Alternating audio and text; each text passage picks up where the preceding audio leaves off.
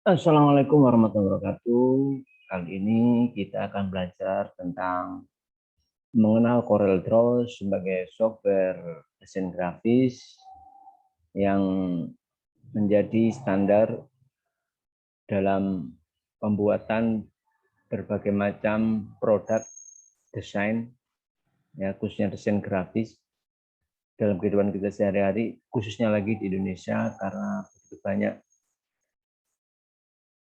perusahaan ya untuk membuat desain mereka mempercayakan pada software CorelDRAW. Oleh karena itu kita akan mempelajarinya. Sebelum mempelajarinya, kita perlu mengenal dulu apa itu CorelDRAW. Ya, kalau Anda mencarinya, ya umpamanya kamu cari di Google ya, kamu cari Google. Saya mau nyari Google, Pak. Ya, boleh silakan masuk. Kamu masuk ke Google umpamanya, ya, kita share ya. Nah, kamu akan menemukan bahwa yang namanya perusahaan CorelDRAW itu sudah bertahun-tahun, ya, bukan terutama kamu cari di wiki ya, bukan perusahaan istilahnya orang ecek-ecek, ya. Perusahaan CorelDRAW, kalau kita cari umpamanya perusahaan CorelDRAW langsung kita aja ya, ya itu ya CorelDRAW.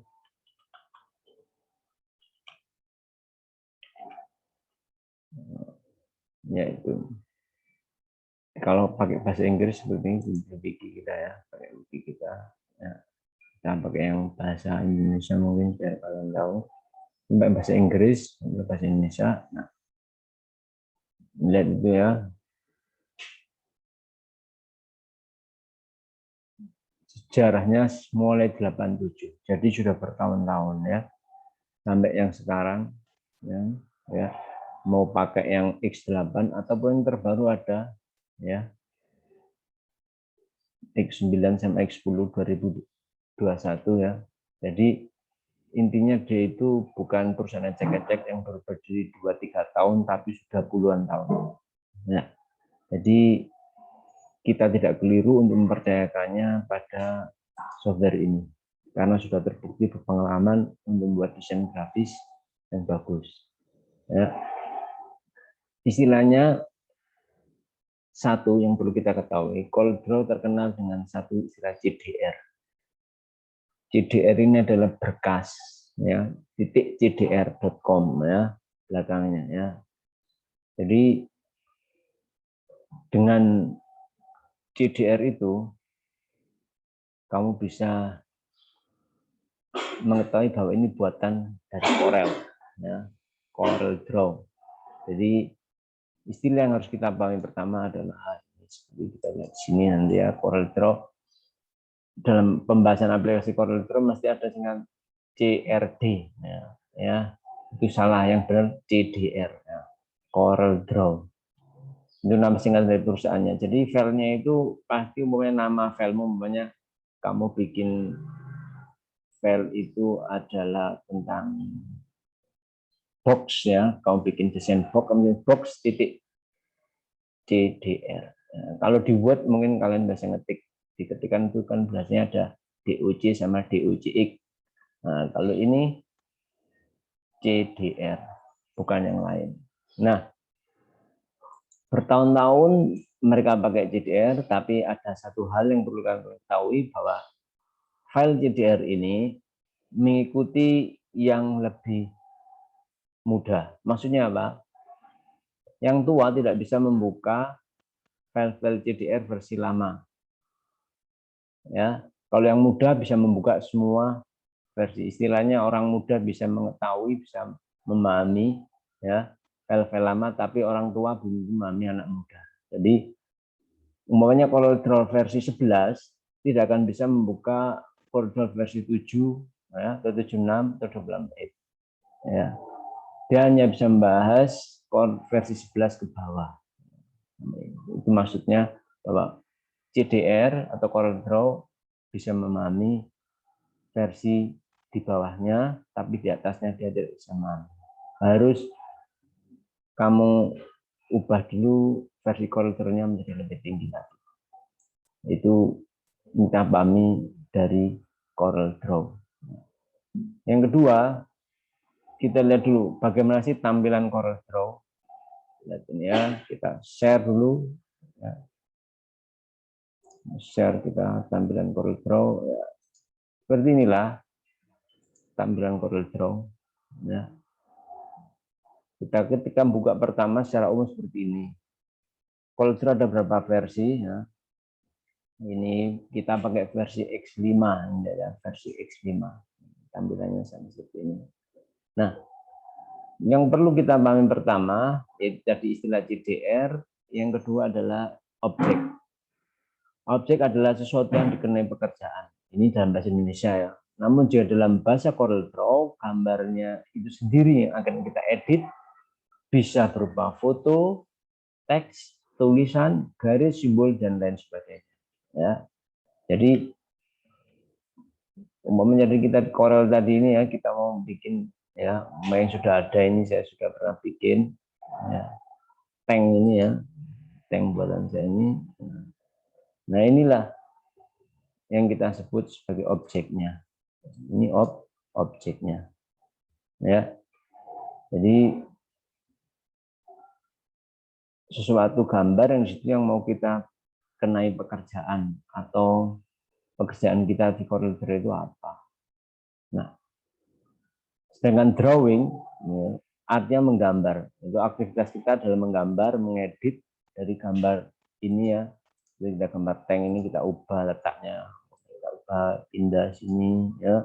Ukurannya kita ubah juga, besar, lebih kecil, lebih panjang. Nah, ini disebut pekerjaan menggambar atau drawing istilahnya. Apapun aku bikin karya seni, logo, poster, mainnya itu semua drawing. Nah, istilah tiga ya. CDR sudah kita tahu, objek sudah kita tahu, drawing. Ada istilah yang keempat yaitu layout. Apa itu layout? Layout yaitu tool yang mendapat CorelDRAW yang berguna untuk membuka sekumpulan alat yang terkait atau submenu. Ya, sebuah tool yang ada pada aplikasi CorelDRAW yang berguna membuka sekumpulan alat yang terkait atau submenu. Lihat ya, ini layoutnya. Lihat ini ya, ini tool sekumpulan alat. Kamu klik sini, ada menu lagi ya, gambar lihat ya. Kamu di sini lihat ada gambar segitiga kecil pojok. Nah, disitulah muncul menu yang lain. Nah, kalau kamu kasih petunjuk aja nggak perlu ditekan, sebenarnya langsung berubah. Kalau tinggal milih nggak, umumnya ini bulatan. Ada elips, ada point elips. Ada rectangle, ada 3 point rectangle. Ini menu-menu yang lain, ini disebut layout. Ini juga bisa pindah-pindah kadang ya. Nah, ini ya. Intinya ini ya. Ada sub-sub menu lagi di dalamnya. Nah, ini nama lain untuk itu. Nah, yang kedua, yang kelima ya, setelah kita paham CDR, Object Drawing Layout ya. Kita butuh artistic tag. Yaitu salah jenis tulisan yang diberi efek khusus. Misalnya efek bayangan macam-macam, artistic tag. Objek ini macam-macam. Salah satunya objek itu adalah artistic tag. Makanya kita ini gambar A biasa ini ya. Huruf ya kita kasih huruf namanya aku. Ya, kita gedekan cukup tarik sini ya. Nah, yang artistik kemudian kita kasih bayangan. Kita jadikan dia ya. Formatnya sudah mulai ini, propertiesnya sudah jelas. Kita lihat di sini. Nah, kita mau membukanya menjadi sesuatu yang indah. Ya, kamu mungkin harus mengubahnya menjadi seperti ini. Lihat ini. Ya, lihat. Kamu ganti dulu area, kamu ganti stencil. Nah, kemudian kamu ubah lagi scriptnya bukan Latin tapi ASEAN. Ya, script penulisan aja. Kemudian untuk bentuk outline-nya tidak ada. Kenapa ada? Kalau kita mau tambah ya outline itu garis luarnya ya. Kita kasih 1,5 aja. Dengan warna yang lain, namanya warna merah. Ya, copy and fill ya. Oke, kita nambahkan stylenya tetap seperti ini. Ya, kita besarkan mungkin 10. Nah, kemudian ya objeknya, berat tagnya karena kita satu tidak butuh yang lain. Nah, ini artis tagnya default Mas Anda. Kemudian selection-nya kita pakai link. Nah, ini sudah tadi. Nah, ini hasilnya seperti ini. Ya. Merah tadi ngomong ubah lebih kecil atau agak gede dikit Pak. Oke, 3. Nah, ini adalah arsitek bahwa teks kita ya bisa diubah menjadi suatu beri efek khusus, bahkan suatu bayangan namanya ini ya. Blend tool salah satunya ada kita di drop shadow.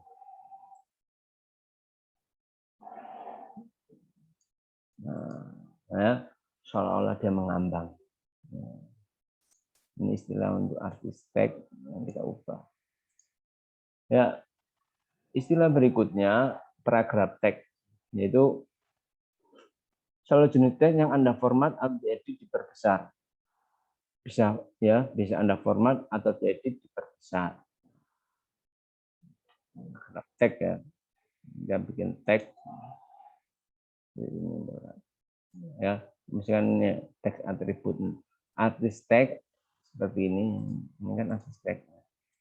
Ini kalau kita ketik pertama yang kita tanya tag tadi ya. Nah, lihat ya tadi ada artis tag. Nah, atau mau yang apa? Yang bentuk paragraf ya. Nah, ini kan efeknya. Sekarang saya mau yang paragraf Pak. Oke. Yang paragraf tag lain lagi ya. Kamu ini bentuk salah satu bentuk paragraf ya. Kita kasih contoh aja.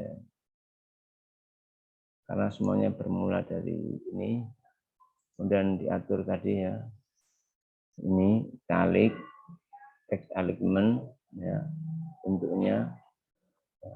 Ini maksudnya text alignment gini, namanya kita punya tulisan. Ya.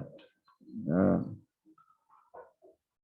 ini adalah kalau kita lihat ya, rata kiri dengan ini adalah rata tengah. Nah, kalau gini rata kanan. Nah, ini gunanya sebagai paragraf.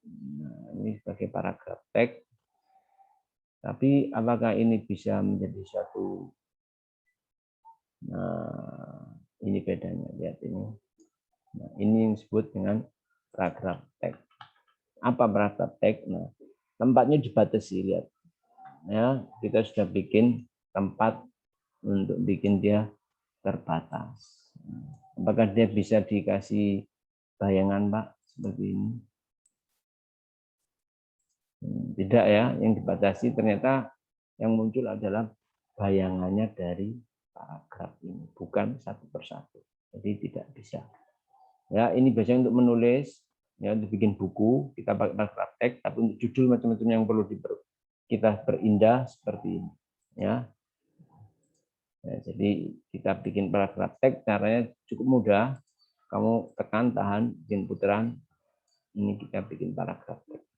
Ya, oke, kita sudah paham tentang artis tag, ya paragraf tag. Kemudian Docker, apa itu, Pak?